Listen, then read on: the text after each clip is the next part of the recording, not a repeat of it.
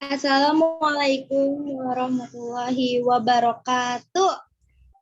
Waalaikumsalam Kami warahmatullahi wabarakatuh. dari kelompok 5 akan membahas dan mempresentasikan kegiatan materi tentang sifat koligatif. Sebelumnya, ada yang tahu nggak sih sifat koligatif itu apa? Aku Git. Ada yang tahu? Aku Git. Ayrton tahu Ayrton. Iya apa? Ya, jadi sifat koligatif adalah sifat yang hanya bisa dipengaruhi oleh zat terlarut. Itu. Jadi makin panjang larut, maka sifat koligatifnya akan semakin besar. Seperti itu. Oke. Ada lagi yang bertanya? Aku. Apa? Bisa tolong jelasin contoh sederhananya? Contoh sederhananya misalkan gini nih, kamu akan melarutkan gula dengan air panas dalam jumlah yang berbeda. Jadi ada dua jenis ya, gelas larutan gula yang di ini masukin. Yang gelas yang pertama, kamu larutkan dengan 3 sendok gula dengan 500 ml air. Gelas yang keduanya dengan 5 sendok gula dengan kapasitas 500 ml juga. Nah, karena gula itu merupakan zat larut dalam jumlah yang lebih banyak di gelas kedua, maka sifat koligatif larutan gelas kedua akan lebih besar dibandingkan dengan sifat koligatif larutan di gelas yang pertama. Ngerti gak? Ngerti. Ibu. Oke, selanjutnya ada yang bertanya lagi? Lagi. Ada yang bertanya lagi? Aku. Apa? Kan untuk sifat koligatif larutan itu ada beberapa macam. Bisa tolong sebutkan? Ada yang bisa ngejebutin? Ada berapa macam sifat koligatif itu? Ayo, ada yang bisa? Ya, aku Erza apa deh. atau siapa? Oke. Aku deh. Ayrton lagi deh. Boleh, nilainya bagus Ya. berarti. Ya deh. Jadi sifat koligatif itu ada 4 macam, yaitu penurunan tekanan uap atau bisa disimbolkan dengan delta P.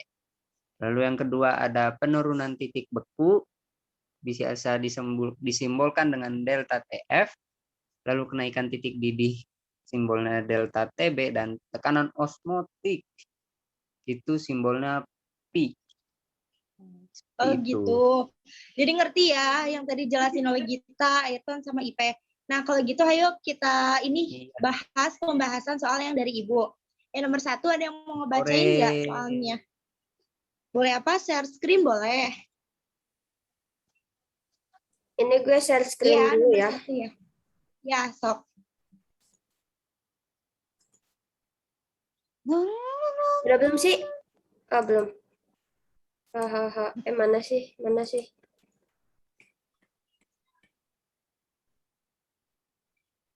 Ini ya? Ini enggak sih? Nomor 1, El. Nah, ya. Ini nomor 1. Sebelumnya dibacain dulu ya soalnya. Di suatu daerah pegunungan, air mendidih rata-rata pada suhu 96 derajat Celcius. Tekanan uap air jenuhnya pada suhu 96 derajat Celcius adalah 657,6 mm Hg. Pertanyaannya, berapa gram urea yang harus dilarutkan dalam 1 kg air sehingga mendidih pada suhu 100 derajat? KB airnya 0,52 cm per M dan MR ureanya sama dengan 60. Ada yang tahu nggak diketahui sama ditanyakan dari soal nomor 1 ini? Ayo, ada yang tahu nggak maksudnya gimana? Diketahui ditanyainnya.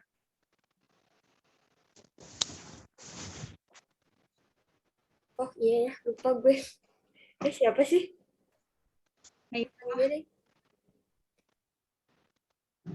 Diketahui ditanyakannya dari nomor 1.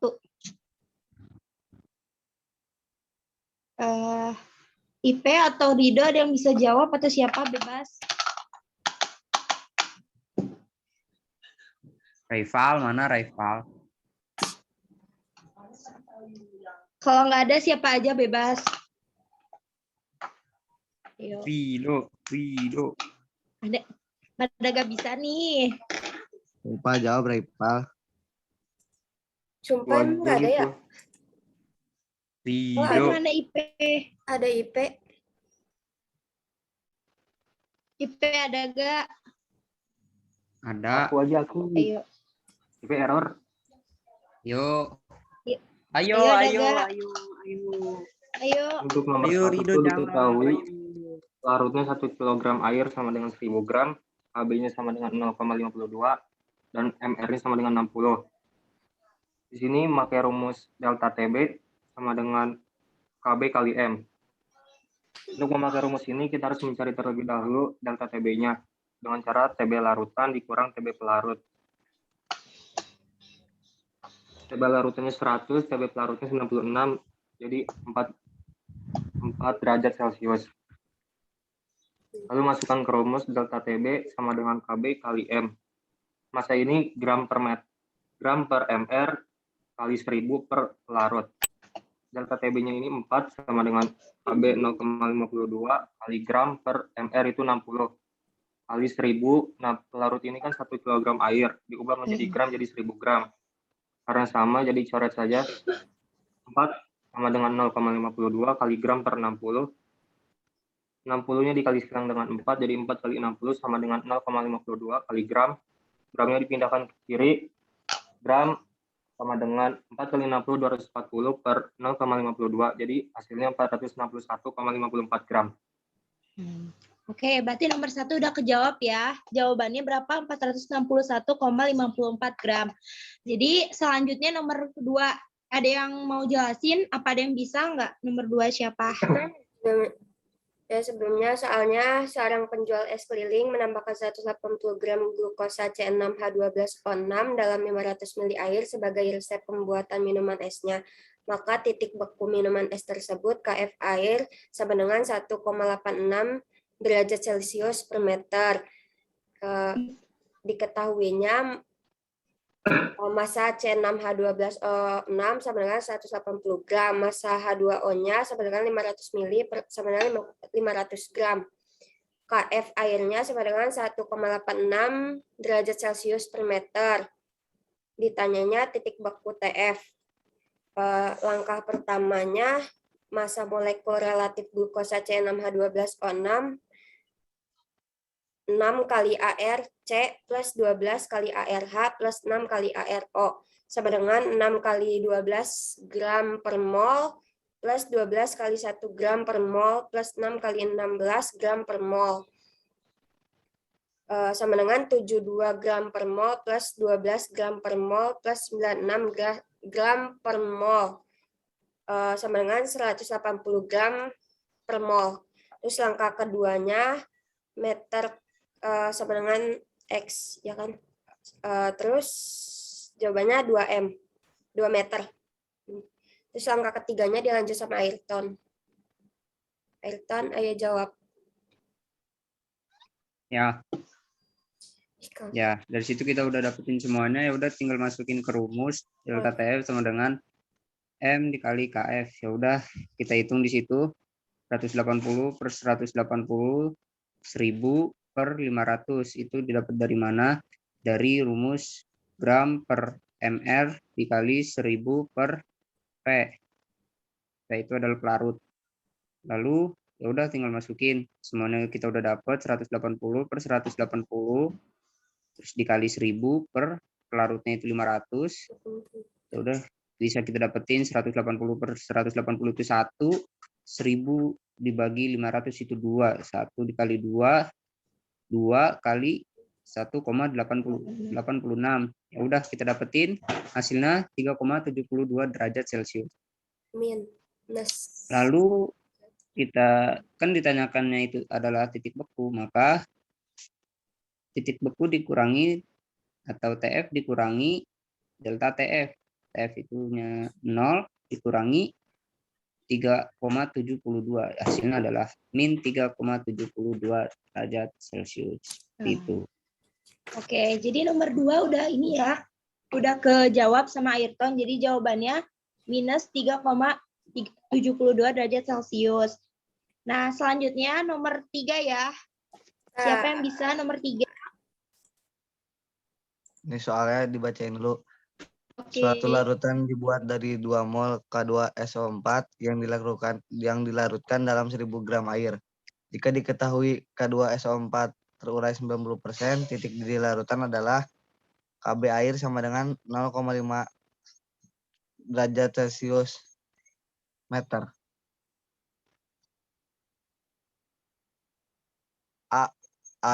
Jawaban A ada 103,0 derajat Celcius. Jawaban B ada 100,9 derajat Celcius. Jawaban C ada 163,6 derajat Celcius. Jawaban D ada 102,8 derajat Celcius. Jawaban E ada 101,4 derajat Celcius. Untuk jawaban dan selanjutnya dilanjutkan oleh Sultan. K2SO4 jika dilarutkan dalam air akan terbentuk larutan elektrolit. K2SO4 menjadi 2K plus SO4 2-. Jadi diketahui jumlah ion sama dengan 2 tambah 1 sama dengan 3, derajat ionisasi sama dengan 90%, sama dengan 0,9, massa zat pelarut sama dengan 1000. Ketetapan didih sama dengan 0,5, molalitas sama dengan 2 mol. Ditanyakan TB. Delta TB sama dengan M kali KB. 1 tambah N kurang 1A. Delta TB sama dengan mol kali 1000 per P kali KB. 1 tambah N kurang 1A. Delta TB sama dengan 2 kali 1000 per 1000 kali 0,5. 1 tambah 3 kurang 1. 0,9. Hasilnya 28 derajat Celcius. TB sama dengan 100 tambah 2,8 sama dengan 102,8 derajat Celcius. Jadi jawabannya D. Oke, berarti udah kejawab ya. Yang nomor 3 berarti jawabannya 102,8 derajat Celcius D ya. Selanjutnya untuk nomor 4 kan karena ini sesi rebutan ya. Yang A-nya siapa yang mau, yang B-nya siapa yang mau, ada yang bisa nggak? Kalau nggak nanti kita ngajuin nih yang A-nya. Ada yang bisa nggak?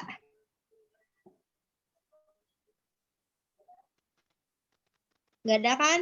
Koligatif larutan pada peristiwa A-nya anti beku untuk mencairkan salju di ya. Bentar ya. Kita pengen ngejawab yang bagian A. Kenapa salju itu jika dibekukan harus menggunakan garam? Yang nomor B siap-siap ya, siapa?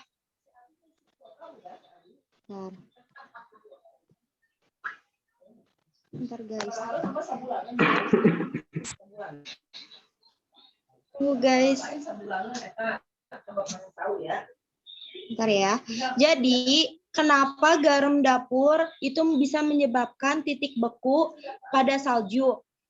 Karena salah satu sifat koligatif larutan itu, jika kadar zat larutnya itu bisa menyebabkan salju itu mencair. Untuk dapat membeku, jarak antar molekul dalam satu substansi harus dirapatkan hingga tidak mungkin adanya perpindahan tempat dari molekul-molekul tersebut. Sehingga dingin suhu pergerakan molekul makin berkurang. Kemungkinan molekul menjadi rapat satu sama lain. Penyebabnya lain karena adanya partikel-partikel larut yang akan mengakibat proses pergerakan. Sehingga salju yang awalnya membeku bisa mencair menjadi normal. Jadi titik beku larutan akan lebih rendah daripada titik beku pelarut murninya, yaitu air. Air murni akan membeku pada suhu 0 derajat Celcius, sehingga bila suhu udara mencapai 0 derajat Celcius, air hujan pun akan berubah menjadi salju. Misalnya dengan penambahan sejumlah garam, titik beku air menjadi minus 2 derajat Celcius. Maka pada suhu lingkungan 0 derajat Celcius, salju yang ada di jalan akan segera mencair. Nah itu ya pertanyaan dari Gita yang A-nya. Yang B-nya ada yang bisa jawab nggak? Kadar garam di laut mati. Ada yang bisa jawab?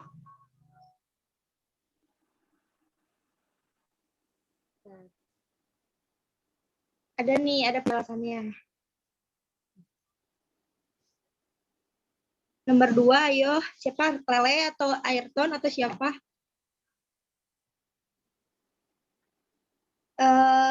Boleh lihat, cek di ini, di grup. Tinggal diiniin nomor 2, kenapa kadar garam di laut mati?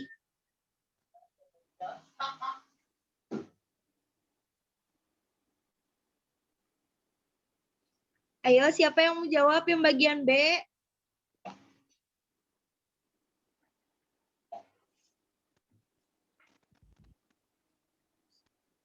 Siapa yang nomor B? Ayo mau, itu di grup siapa?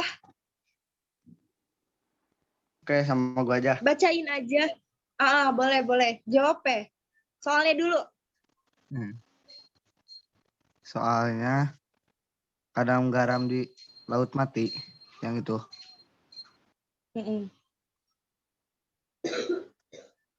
Laut mati adalah contoh dari terjadinya penurunan tekanan uap pelarut oleh zat terlarutnya yang tidak mudah menguap. Air berkadar garam sangat tinggi ini terletak di daerah gurun yang sangat panas dan kering, serta tidak berhubungan dengan laut bebas, sehingga konsentrasi zat terlarutnya semakin tinggi. Pada saat berenang di laut mati, kita tidak akan tenggelam karena konsentrasi zat terlarutnya yang sangat tinggi. Hal ini tentu saja dapat dimanfaatkan sebagai sarana hiburan atau rekreasi bagi manusia. Penerapan prinsip yang sama dengan laut mati dapat kita temui di beberapa tempat wisata di Indonesia yang berupa kolam apung. Gitu ya penjelasan yang dari Abai. Abai, makasih, Bay. 100 Siap, buat Abai. sama-sama. Oke, jadi pembahasan kali ini materi tentang koligatif dan materi pembahasan soal yang dari Ibu udah semua ya. Ada yang mau ditanyain nggak sebelumnya? Tidak. Ada yang ditanyain nggak? Apa udah? Nggak Oh iya. Nggak ada. Oh ya, kan ini mau dimasukin ke YouTube ya. Jangan lupa apa, Peh? Subscribe. Si Ipe nggak bisa ngomong, bisu. Oh iya, jangan lupa subscribe dan like ya di grup di YouTube kelas. Mantap. Oh iya, sebelumnya belum perkenalan diri loh tadi. Kenalin, nama saya Gita Putri Nur Aziza Saleh, absen 13 dari kelas 12 MIPA 6. Selanjutnya. Tadi lupa, guys. Kenalkan, nama saya Muhammad Rafi Akbar dari kelas 12 IPA 6, absen 21. Izin memperkenalkan diri, nama saya Syafira Eliza Firdaus dari kelas 12 IPA 6, nomor absen 33.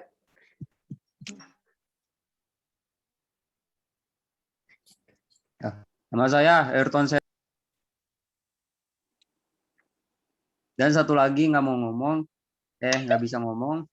Namanya Raifal Epati Dedi. Perkenalkan, nama saya Ridho 30 berapa? kanan, 30. Coba, Ayrton, Lagi Raifal. perkenalin diri. Tadi yang lu gak ada suaranya. Masa sih? Iya. Ngeleng. Nama saya Ayrton Sena dari kelas 12 IPA 6, absen 6. Siap.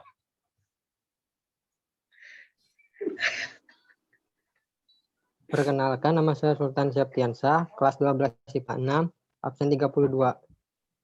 Oke. Perkenalkan, nama saya Ridho Naredi Pratama dari kelas 12 IPA 6, absen 30. Terima kasih. IP nggak bisa IP ngomong. error. Oh, IP nggak bisa ngomong, ya udah. Reval RKT Denis absen berapa, Peh? 20. Oh, 20, Bu. 28. Oh, 28. 28. Maaf, Bu, mikrofonnya bisu ya. Takutnya. Mikrofon itu. Ya. Ya udah, dari pembahasan ini cukup sekian. Kalau masih ada yang salah, mohon maaf ya Bu. Jangan lupa like, subscribe. Ya udah, wassalamualaikum warahmatullahi Urusin Pak, urusin. wabarakatuh. Waalaikumsalam warahmatullahi Assalamualaikum warahmatullahi wabarakatuh. wabarakatuh. Kalian semua mantap. Wabarakatuh. Mantap. Oke, dadah. Dadah dulu dong ke kamera. Kirimin ya Dadah. guys ke grup.